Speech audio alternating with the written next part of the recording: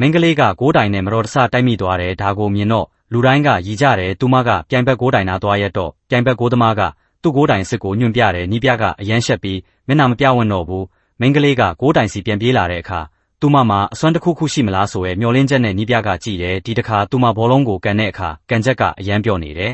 သူ့အသင်းဖော်တွေကဘောလုံးနောက်ကိုလိုက်ပြေးကြပေမဲ့ဘောလုံးကပြိုင်ဘက်အသင်းရဲ့အကောင်းဆုံးကစားသမားစီကိုတဲ့လိမ့်ဝင်သွားတယ်အသင်းပိုင်ရှင်ကရှယ်ရီတဲ့ပြိုင်ဘက်ကစားသမားရဲ့မျက်နှာမူအရာကိုမြင်တော့သတိထားဖို့ရေးစားကအော်ဟစ်တတိပေးလိုက်တယ်ပြိုင်ဘက်ကစားသမားကဘောလုံးကိုခြေထောက်နဲ့မြောက်ပြီးအရန်မြန်အောင်လှည့်ချလိုက်တဲ့အတွက်ဘောလုံးကလေထဲမှာမျောပြီးတော့ကန်ချက်အရန်ပြင်းတော့ဘောလုံးကမီးလောင်လာတယ်